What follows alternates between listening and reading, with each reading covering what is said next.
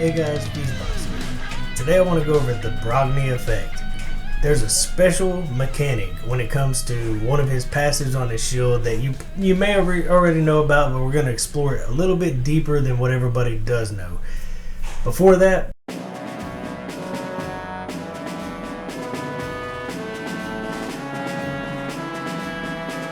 some news. So there's a lot coming, a lot to be excited about. I guess you don't have to prepare too much. As far as raid news, first I say start getting ready for the next fusion event. It's coming. It's going to be next month. You want the legendary. I want the legendary. Save everything. Start building up resources, building up food. Save your shards as much as you can. There's a 2x going right now for ancient shards. I'm trying to hold on to them. I'll probably pull a couple. I might pull 2 just for this video. But get ready. Get ready. You want that legendary. I mean, a 1% chance during a 2x event or a guaranteed legendary. So I suggest getting ready right now. If you haven't ever done one or you've only pulled 1 or 2 off, get in the habit of trying to do it every month. If you're fatigued from it, I'm fatigued from it, but I want the legendary.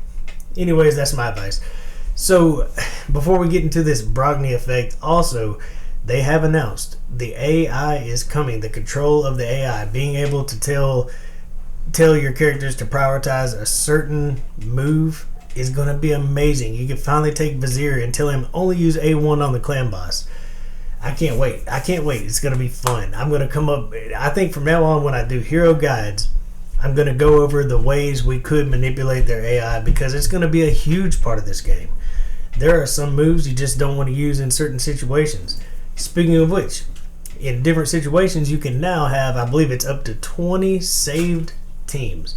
That means if you've got just a wave clear team, maybe made for Doom Tower, you could save that team. You could save certain clan boss teams, maybe a nightmare, an ultra nightmare. You could save PvE teams, PvP teams. 20 different teams you could save in the memory. Of course, you could delete them, change them, redo them. That's just very convenient, right? It's something that maybe should have been in the game for a while, but a lot of quality of life improvements are coming really soon.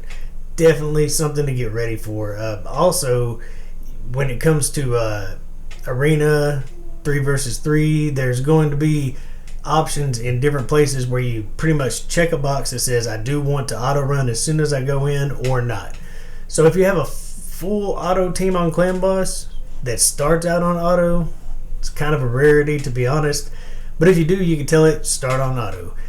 Definitely in the arena that might be handy. And 3 versus 3, hopefully we're going to get all 3 fights automatically on auto doing this, because 3 versus 3, that's one of the bummers, man. You have to sit there.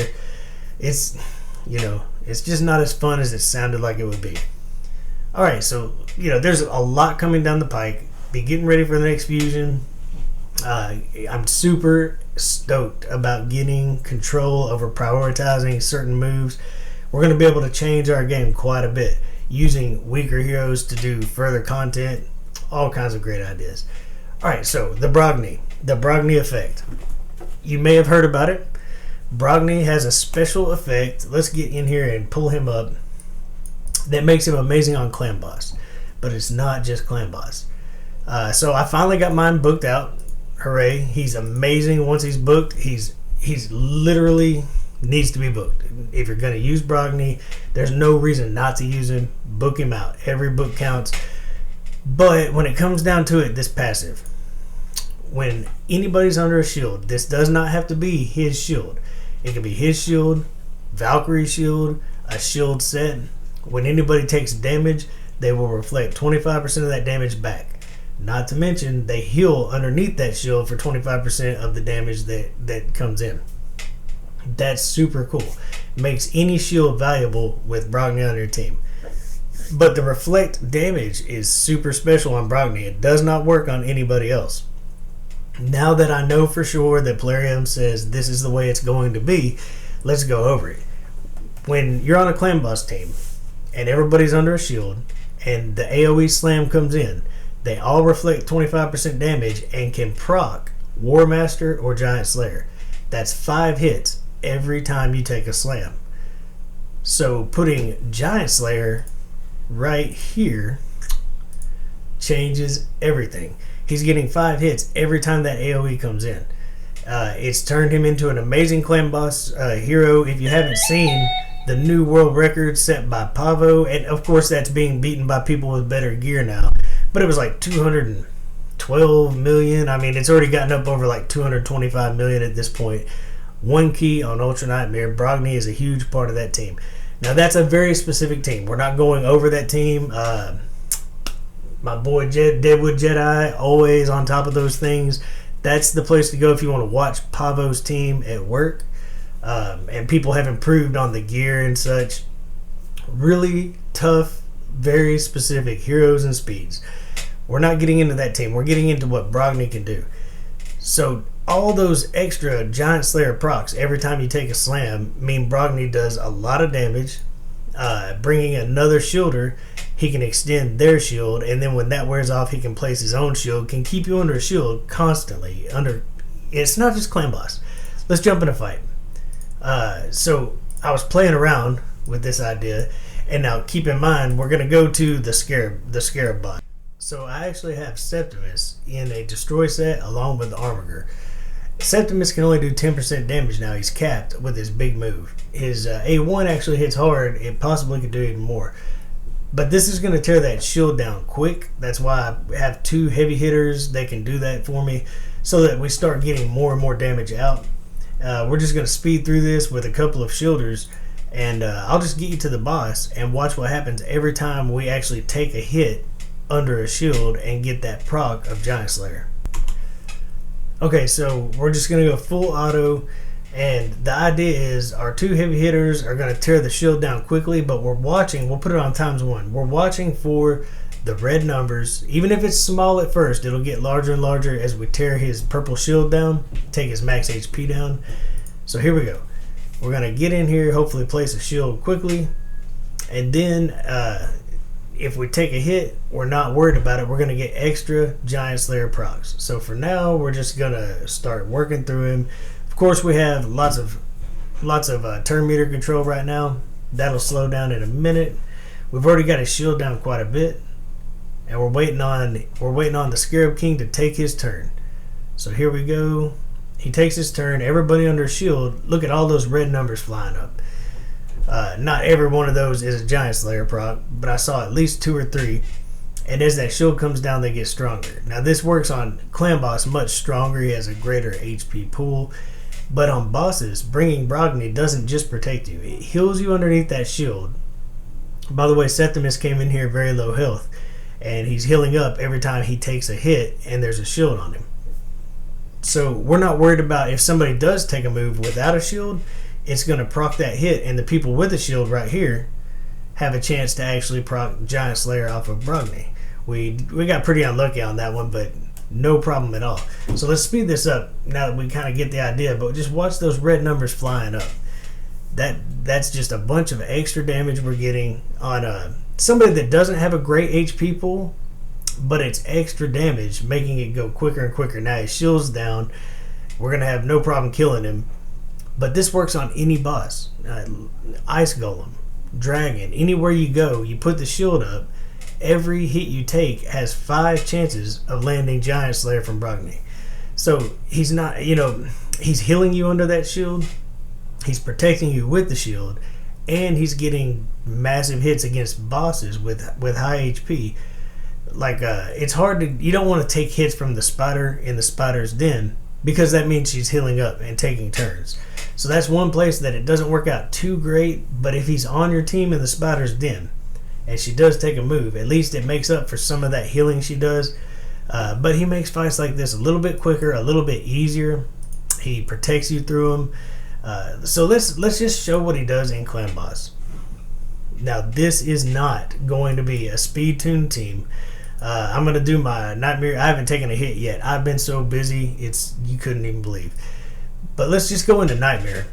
And, there it is. There's the team that I tried last night. No speed tuning on this team. No lifesteal gear on any of this team except for Alton. He's the only one that has any lifesteal gear. And I'm going to set up just a little bit to make sure that I'm staggering my shield from Valkyrie with my shield from Brogny. But because it's not speed tuned, it will not work out. There will be times we take stuns. Brogny also can block stuns. If you did speed tune this team, it would be amazingly strong. This exact team could do amazing damage on this boss. We're going to do good damage with the opposite of a speed tuned team here. So we'll just start out exactly like you normally would. I'm going to do all my favorite moves. We're just going to A1 with Brogny. This is not a team that's tuned. You don't want to copy what I'm doing, but just doing the sensible thing. I'm trying to get that's how bad I'm not speed tuned. I would have rather have used this already, but we'll go ahead and we'll do it now. We'll put up her shield, and I just want to make sure that Brogny extends this shield, and then I think we'll just hit auto after that. Should be all we need. And now that we're under a shield, you can already watch. This will increase the value of that shield. Let's hit auto.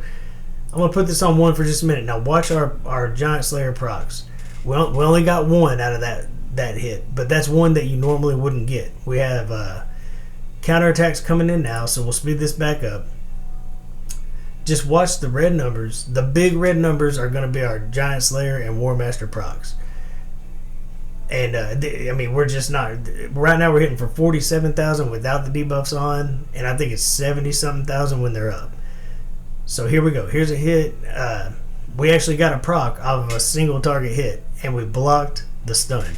All that's brought by Brogny. We have no lifesteal gear. The only heals we have are being hit while we're under a shield.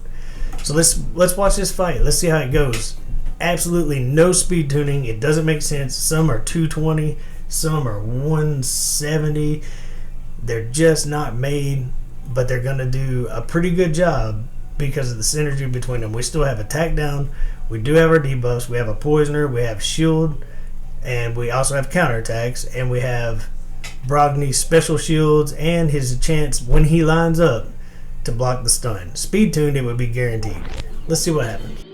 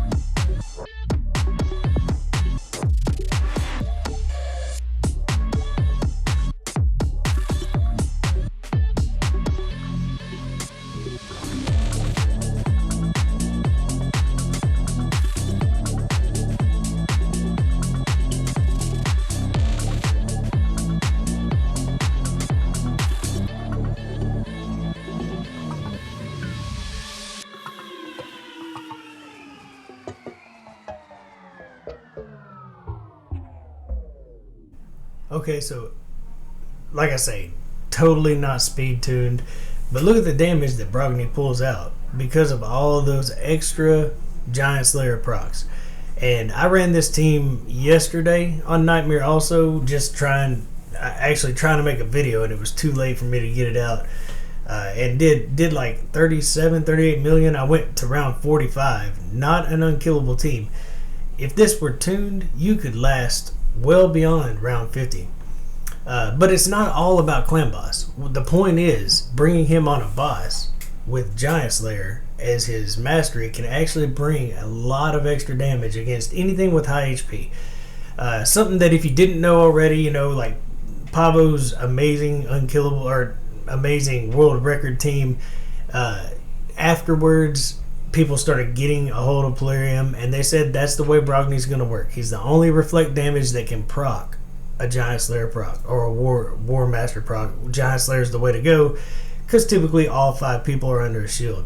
If you were to speed tune that, man, I'm telling you, and we're going to pull some shards just as promised, but you could go through my playlists.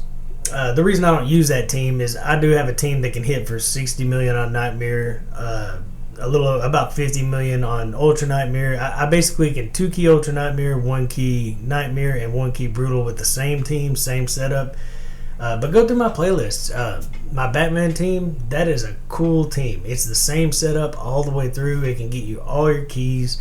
I've got a speed tuning 101. It's probably a horrible video. I made that when I first started months ago. I still am learning how to edit. Thanks for sticking with me, everybody.